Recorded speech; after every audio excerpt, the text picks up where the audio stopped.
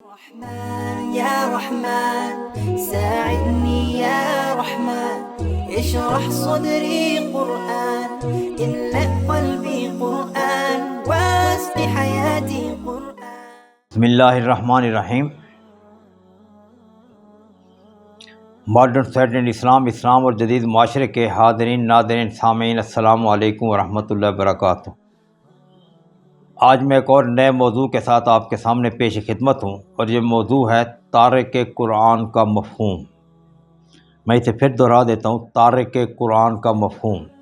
یہ دراصل علامہ اقبال رحمۃ اللہ علیہ کے اس شعر سے میں نے موضوع لیا ہے کہ وہ معزز تھے زمانے میں مسلمان ہو کر، اور ہم خوار ہوئے تارک قرآن ہو کر. اب یہاں پہ تارک قرآن کا معنی کیا ہے، اس کا مفہوم کیا ہے؟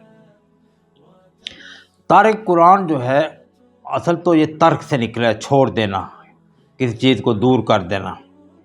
تو تارک قرآن جو ہے، اور جو معزز سے زمانے مسلمان ہو کر، گویا کہ اگر قرآن کو ترک نہ کریں تو ہم دنیا میں عزت حاصل کر سکتے ہیں، دنیا میں غلبہ حاصل کر سکتے ہیں، دنیا میں عروج حاصل کر سکتے ہیں قرآن کے ذریعے. اور اس طریقے سے بعض لوگ کہتے ہیں، حدیث ہے، بعض حضرت عمر رضی اللہ تعالیٰ قول، بعض عثمان رضی اللہ تعالیٰ قول کہتے ہیں کہ ان اللہ زیادہ بہذا الکتاب اقواما کثیرہ، کہ اللہ تعالیٰ اس کتاب کے ذریعے سے قوموں کو عروج بخشتا ہے اور قوموں کو زوال بخشتا ہے. تو وہ قرآن پہ عمل کر کے جو ہے معزز ہو گئے، اور ہم خوار ہو گئے. خوار سے مراد یہ ہے کہ ہم ذلت میں چلے گئے. جیسے علامہ حالی، الطاف حسین حالی رحمۃ اللہ علیہ کے شعر ہے کہ خوار ہیں بدخوار ہیں ڈوبے ہوئے ذلت میں، جو کچھ بھی ہیں لیکن تیری محبوب کی امت سے ہیں، اور رحم کرنا اپنے آئینے رحم کو بھول جا، ہم تجھے بھولے ہوئے تو ہمیں نہ بھول جا. تو یہاں تارک قرآن سے کیا معنی ہے؟ اب علامہ اقبال رحمۃ اللہ نے جب یہ شعر لکھا تھا تو اس وقت کیا لوگ قرآن مجید نہیں پڑھتے تھے؟ گھر میں قرآن مجید نہیں ہوتے تھے؟ سب کچھ ہوتا تھا. جیسے آج کل کے دور میں ہم دیکھتے ہیں کہ مساجد میں قرآن مجید پڑھیں، لوگ آتے ہیں پڑھتے ہیں، اور اس کے بعد پھر باقاعدگی سے پڑھتے ہیں، قرآن کے ختم ہوتے ہیں. اور رمضان شریف میں تو سارے ہر جگہ قرآن کی تلاوت ہو رہی ہے، ختم ہو رہے ہیں، اور قرآن کا بول بالا ہو رہا ہے، اور ہر جگہ قرآن ہر طرف نظر آتا ہے. اور اس کے بعد پھر جب کوئی فوت ہو جاتا ہے تو اس کے کلوں پہ، اس کے گھر، وہ قرآن میں ہر کوئی پڑھ رہا ہے سارا. تو تارک قرآن سے مراد یہ ہے کہ قرآن پڑھ رہے ہیں، قرآن کی تلاوت کر رہے ہیں، سن رہے ہیں. حتیٰ کہ علامہ اقبال رحمۃ جہاں تک کہا کہ قرآن سے ہمارا تعلق اتنا رہ گیا کہ جب کوئی مرنے لگے سورہ یاسین پڑھ لیں اس پر، تاکہ اس کی موت جو ہے وہ جلدی واقع ہو جائے. تو یہ ساری چیزیں ہو رہی ہیں، اس کے باوجود انہوں نے ہمیں تارک قرآن کیوں کہا؟ اس کی وجہ یہ ہے کہ تارک قرآن سے مراد ہے قرآن مجید کے جو عملی پہلو ہیں اور جو ملکی اور بین الاقوامی پہلو ہیں، ان سے ہم دستبردار ہو گئے، تو گویا کہ تارک قرآن ہو گئے. مثال کے طور پہ میں ایک مثال سے آپ کے سامنے یہ رکھنا چاہتا ہوں کہ زید ایک آدمی ہے، اس کے والد صاحب فوت ہو گئے، وہ 20 مربع زمین چھوڑ گئے. اب زید جو ہے گھر کے اندر لوگ آ رہے ہیں اور والدین کے اپنے والد صاحب قصے سنا رہا ہے، وہ عجیبہ، وہ اتنے بہادر تھے، اتنے جری تھے، اتنے سخی تھے، اتنے لوگوں کی خدمت کرنے والے تھے، اتنے تھے وہ سارا. اور بیٹھ زمین پر لوگ قبضہ کرتے جا رہے ہیں، وہ اپنے اس میں مست ہے، اپنے جو ہے والدین کے قصے سنانے کے. پدرم سلطان بوت، میرا باپ جو تھا وہ یہ تھا وہ تھا. لوگوں نے ساری زمین پہ قبضہ کر لیا اور وہ قصے سنانے میں مصروف ہے. یہی صورتحال سیم، یعنی جو اصل قرآن کی سپرٹ ہے، روح ہے، اس کو چھوڑ بیٹھنا، اور اس کے بعد جو ہے شاخیں تھیں انہیں پکڑ لینا. جیسے علامہ اقبال نے کہا کہ رہ گئی رسم ادا روح بلالی نہ رہی، فلسفہ باقی رہا تلقین غزالی نہ رہی. مسجد مرثیہ خواں ہیں کہ نمازی نہ رہے، یعنی وہ صاحب اوصاف حجازی نہ رہے. مسجدیں تو بھری ہوئی ہیں مساجد سے، لیکن وہ جو اذان ہر جگہ ہو رہی ہے، لیکن وہ روح بلالی نہ رہی. اور مسجد مرثیہ خواں ہیں کہ نمازی نہ رہے، یعنی وہ صاحب اوصاف حجازی نہ رہے، کہ سجدہ کرتے تھے اور قوموں کی تقدیر بدل کر اٹھتے تھے. آج وہ سجدے ہیں سب کچھ، وہ نماز ہے، لیکن اصل روح اس میں سے نکل گئے۔ اور یہی چیز تھی کہ کسی کی جیسے باپ کی زمین پہ لوگ قبضہ کر رہے ہیں اور وہ ان کے قصے سنا رہا ہے، یہی صورت ہے رسول اکرم صلی اللہ علیہ وسلم کے دور میں ہوئی۔ جب آپ کو وصال مبارک ہوا تو انصار جو تھے، کیونکہ دو گروہ تھے مہاجر انصار، وہ اکٹھے ہوئے ایک جگہ، انہوں نے کہا جی ہم فیصلہ کرتے ہیں کہ اب امیر کون ہوگا۔ اچھا، حضرت صدیق رضی اللہ تعالیٰ، عمر رضی اللہ تعالیٰ عنہ، یہ حضرت علی کرم اللہ وجہ، عثمان، یہ مسجد نبی میں بیٹھے تھے، رسول اکرم صلی اللہ علیہ وسلم کی تعزیت اور ان کو نہلا رہے تھے کچھ، حضرت ابوبکر بھی انہیں کے ساتھ تھے نہلانے میں، تو اہل خانے نہلاتے ہیں، تو وہ حضرت عمر رضی اللہ تعالیٰ عنہ نے حضرت بکر کو، ابوبکر صدیق رضی اللہ تعالیٰ بلا بھیجا کہ آؤ، وہ میری کتاب ہے محسن امت سیدنا ابوبکر صدیق رضی اللہ تعالیٰ عنہ، تو اس کے اندر میں نے سارا واقعہ لکھا ہے۔ ان کو بلا بھیجا تو انہوں نے کہا بھی میں مصروف ہوں رسول اکرم صلی اللہ علیہ وسلم کو نہلانے میں، تو اتنی کون سی اہم بات آ گئی؟ تو حضرت عمر رضی اللہ عنہ فرمایا کہ اس سے بھی اہم بات ہے، آپ جلدی بہہ رہے ہیں۔ وہ بہہ رہے ہیں، انہوں نے کہا جی بات یہ ہے کہ انصار فیصلہ کر رہے ہیں خلافت کا، اگر وہ کسی کو انہوں نے خلیفہ بنا لیا تو پھر ہمیں اگر قبول نہ ہو تو پھر تو رسول اکرم صلی اللہ علیہ وسلم کے لائے نظام وہ بھی ایک طرف ہو جائے گا اور سلطنت بھی ٹکڑے ٹکڑے ہو جائے گی، لہٰذا جلدی چلیں ہم۔ یہ جو لوگ کہتے ہیں جی وہ رسول اکرم صلی اللہ علیہ وسلم کی لاش مبارک کو چھوڑ کر کیوں چلے گئے، اور بھی چھوڑ کر کہاں گئے؟ حضرت علی کرم اللہ وہاں تھے، حضرت عباس وہیں تھے، عبداللہ بن عباس وہاں تھے، حضرت انس بن مالک وہاں تھے، سارے تھے۔ حضرت ابوبکر صدیق نے ان کو کہا آپ جاری رکھیں، ہم ابھی آتے ہیں، اور 2-3 گھنٹے پھر واپس آ گئے، پھر سارے کام میں جت گئے۔ تو رسول اکرم صلی اللہ علیہ وسلم کے پیغام، ان کی سلطنت کو بچانا زیادہ اہمیت کا حامل تھا، بجائے اس کے کہ رسول اکرم صلی اللہ علیہ وسلم کو نہلاتے رہے اور سلطنت سے ٹکڑے ٹکڑے ہو جاتے، نظام ختم ہو جاتا۔ تو اس طریقے سے وہ جو میں نے آپ کو واقعہ سنایا کہ باپ کے مرنے کے بعد جو ہے بیٹا اس کی جگیر پہ باپ کی جو لوگ قبضہ کر رہے ہیں، اور باپ کے داستانیں اور باپ کی کہانیں اور باپ کے قصے اور باپ کے بڑے بڑے واقعات سنا رہا ہے، وہ زمینیں سارے اس کی جائیداد ساری لوگ لوٹ کے چلے گئے۔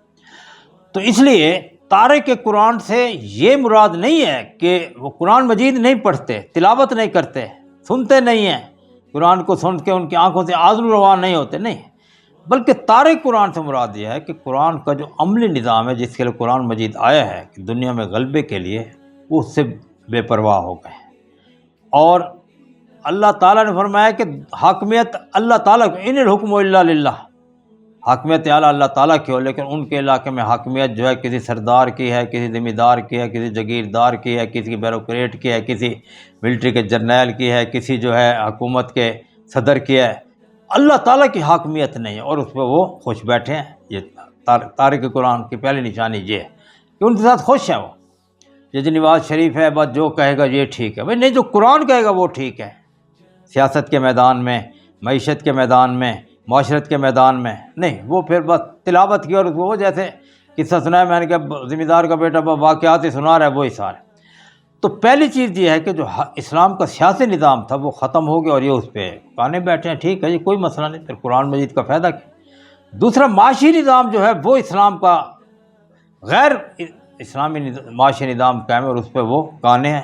اب سود جو ہے یہ تو اللہ اور رسول سے جنگ ہے، قرآن میں سورہ بقرہ میں اللہ تعالیٰ فرماتے ہیں کہ کو حارب اللہ و رسول، اور اس کی اتنی مذمت آئی ہے کہ جو میں یہاں الفاظ میں بیان نہیں کر سکتا، لیکن اس پہ وہ راضی ہیں۔ تو تارک قرآن کی دوسری نشانی یہ ہے۔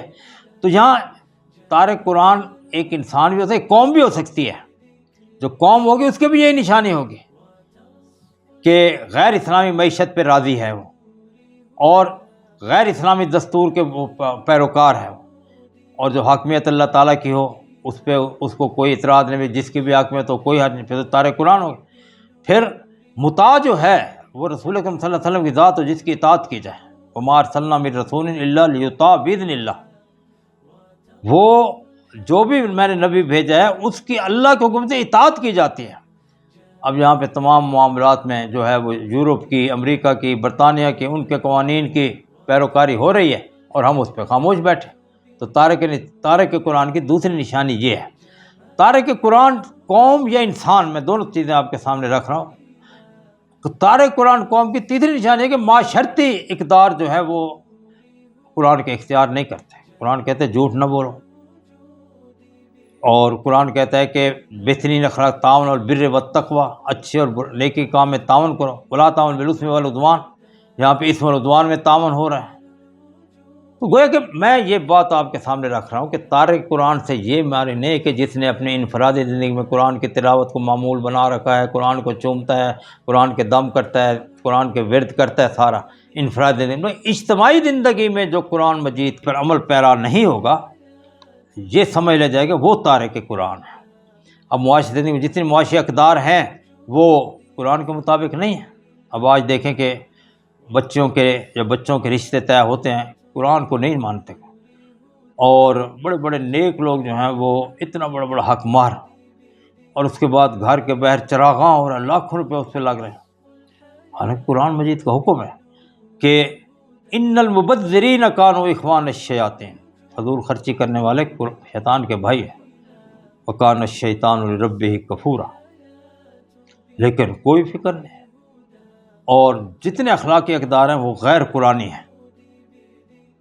بیٹیوں کو، عورتوں کو حق مہر میں حصہ نہ دینا، ان کے ساتھ اچھا سلوک نہ کرنا، قرآن کی تلاوت کرنا، گھر آ کے بیوی کو لڑنا شروع کر دینا، مارنا شروع کر دینا، اور عورتوں کا وہ مقام نہ دینا جو اسلام نے اسے دیا ہے، اور معاشرتی اقدار سارے بدل دیے جائیں۔ جو ناخوب تھا بتدریج وہی خوب ہوا کہ غلامی میں بدل جاتے ہیں قوموں کے ضمیر۔ تو تارک قرآن یہ ہے۔ تو اس کے بعد جہاد فی سبیل اللہ کو چھوڑ دینا۔ جہاد سے مراد یہ نہیں کہ ہاتھ میں تلوار اور بندوق نہیں، بلکہ جہاد سے مراد ہے کہ دین کی تبلیغ کی کوشش کرنا، جہد سے نکلا ہے۔ مولانا مودودی کتاب ہے جہاد فی اسلام، آپ پڑھ کر دیکھیں، آپ بات کلیئر ہو جاتی ہے۔ جہاد یہ نہیں ہے، وہ قتال تو اس کا عروج ہے، اور یہ تو اس کی کوہان ہے جہاد کی۔ جب بڑا مشکل وقت آ جائے تو پھر ٹھیک ہے جی، ہم اب جان کی بازی لگانے کے لیے تھے، اور پہلے جو ہے گھر کے اندر تبلیغ، گھر کے باہر تبلیغ، معاشرے میں تبلیغ۔ اب جہاں انسان حاکم ہے چھوٹا موٹا، وہاں مدرسے میں استاد ہے، بچوں کو تبلیغ، دفتر میں ہیڈ ہے، وہاں دفتر والوں کو تبلیغ، ہر جگہ ہم تبلیغ۔ جب اس تبلیغ دین، دعوت دین کو ہم چھوڑ دیں گے تو گویا ہم تارک قرآن ہو۔ تو یہاں آپ دیکھتے ہیں کہ ایک تو اسلام کے سیاسی نظام کو چھوڑ دینا تارک قرآن کی نشانی ہے، جو تارک قرآن قوم کی نشانی ہے۔ معاشی نظام کو چھوڑ دینا اسلام کا تارک قرآن جو اس کی نشانی ہے، اور اس کے بعد پھر اخلاقی معاشرتی نظام کو چھوڑ دینا یہ بھی ایک نشانی ہے۔ اور چوتھی نشانی جو میں نے بتائی ہے وہ یہ ہے کہ وہ جہاد، تبلیغ دین، دعوت دین کو چھوڑ دیتے ہیں، اور کہتے ہیں کیا ہمیں کیا ضرورت ہے جی، کوئی نہیں، وہ جو کرتا ہے کرنے دو، ہمیں کیا ہے اس سے۔ اسلام نے اس بات کو حکم نہیں دیا کہ بچوں کو نماز کی میں نصیحت ہی نہیں کرتا، گھر کے باہر کھڈا کھدا ہوا تو میں باہر نکلوں، فوراً گھر ہو، بچوں خیال کرو، خیال سے جانا ہے، باہر گڈھا ہے خیال کرو، او دروازہ بند کرو، او یہ کرو وہ کرو۔ لیکن وہ جو جہنم کے کھڈے میں جا رہا ہے مجھے اس کی فکر نہیں ہے، میرا ہمسایہ جا رہا ہے مجھے اس کی فکر نہیں ہے۔ دعوت دین کو چھوڑ دینا، دین کی تبلیغ کو چھوڑ دینا، جہاد کو چھوڑ دینا، اللہ تعالیٰ کے احکام کی اجتماعی طور پہ جب نافرمانی ہو رہی تو یہ تارک قرآن ہے۔ اب وہ جو ایک ہمارے یہاں تارک قرآن مجید نہیں پڑھتا جی، وہ بھی تارک قرآن ہے، لیکن وہ انفرادی طور پہ تارک قرآن ہے، اور اصل تارک قرآن جو علامہ اقبال رحمۃ اللہ نے یہاں پہ کہا وہ یہی ہے۔ پھر اس کے بعد علم کی طرف نہ آنا۔ علم تو اسلام دنیا کا واحد مذہب ہے جس کا آغاز علم سے ہوا ہے، یہودیت کے علم سے نہیں ہوا، عیسائیت کے علم سے نہیں ہوا، بدھ مت کے علم سے نہیں ہوا، ہندو مت کے علم سے نہیں ہوا، شنٹوازم کے علم سے نہیں ہوا۔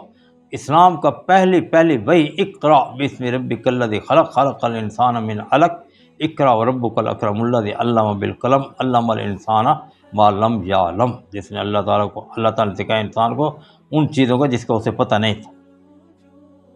علمی دنیا کو چھوڑ بیٹھنا، وہ جو کسی نے رٹے لگا دیے، بس رٹا لگایا اور قرآن مجید پڑھ رہے ہیں جیسے طوطا مینا ہے، ویسے قرآن کی آیات پہ تدبر نہیں ہے، تفکر نہیں ہے، اور یہ چیزیں جو میں نے بیان کی ان کا ادراک ہی نہیں ہے، یہ بھی قرآن کا پیغام ہے، بس پڑھا اور اس کے بعد ٹھیک ہے جی، یہ جو میں نے 200 ختم ہوئے ہیں جی، یہ فلاں مردے کو باقی دے، فلاں مردے کو باقی دے۔ اس لیے مجھے یاد ہے کہ پرویز مشرف جس طریقے سے وہ آیا تھا اور جو اس نے حرکتیں کی کہ اسلام دشمن ان لوگوں میں سے تھا، تو اس کے دور میں اس نے ایک کانفرنس بلائی جو پیر تھے ان کی، مشائخ کانفرنس، تو اس میں پیر افضل کوڑی شریف مرحوم اللہ تعالیٰ ان کو بخشے، خالد محمود صاحب بھی موجود تھے، ڈاکٹر خالد محمود MBBS ڈاکٹر بھی تھے، وہ مجھے ملنے آئے تو بتانے لگے کہ جی میں کل اس میں تھا، اور دوسرے دن صبح کو اس نے ناشتے میں بلایا تو اس میں بھی مجھے بلایا، اس نے چند پیروں کو بلایا، اس میں بھی تھا۔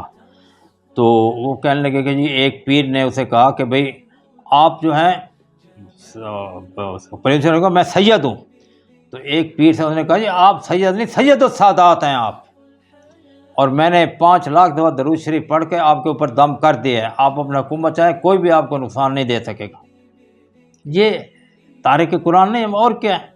ایک ظالم جابر جس نے فرعون جو تھا وہ تو یذبحون ابناءہم ویستحیون النساء، لڑکوں کو ذبح کرتا تھا اور لڑکیوں کو رہنے دیتا تھا۔ لیکن لال مسجد کے اندر مجھے یاد ہے 2007 میں جولائی کا مہینہ تھا، میں صبح G93 میں رہتا تھا، صبح میں اٹھا تو گولوں کی بارش ہو رہی تھی، لڑکیوں کو بھی نہیں چھوڑا، بچوں کو بھی نہیں چھوڑا، بچوں کو بھی نہیں چھوڑا، عورتوں کو نہیں چھوڑا، مردوں کو نہیں چھوڑا، لال محفل۔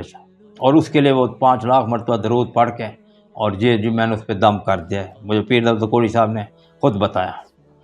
جیسے کوڑی علاقہ ہے ڈیر اسماعیل خان کے ساتھ، کیونکہ میں بھی ڈیر اسماعیل خان کا رہنے والا ہوں، تو وہ وہاں پہاڑ پور سے آگے ساتھ مل کر آتا ہے وہ۔ تو اس لیے پہلی نشانی اسلام کے سیاسی نظام کو چھوڑنا تارک قرآن قوموں کی ہے، دوسری معاشی نظام کو چھوڑنا تارک اسلام قوموں کی ہے، تیسری معاشرتی نظام کو چھوڑنا تارک اسلام قوموں کی ہے، اور چوتھا جو ہے وہ دعوت و تبلیغ اور جہاد کو چھوڑنا، یہ تارک قرآن کی نشانی ہے قوموں کی یا انسان کی، اور پانچواں جو ہے علمی طور پہ اپنے آپ کو مضبوط نہ کرنا، کیونکہ علم بنیادی چیز ہے۔ اب اسلام نے مسلمانوں نے جتنے علوم ایجاد کیے ہیں آج تک کوئی ویسا نہیں کر سکا۔ آپ دیکھیں کہ قرآن کی تفسیر ہے، حدیث ہے، سیرت النبی ہے، سارے یہ علوم ایسے مسلمانوں نے ایجاد کیے ایک سمندر لگاتے ہیں۔ تاریخ اسلام کی 50 اقسام مسلمانوں نے دریافت کیے ہیں۔ آج یہ یورپ ہمارا کیا مقابلہ کرے گا سوشل سائنسز میں، نیچرل سائنسز میں، یہ ہم سے کچھ آگے نکل چکے ہیں۔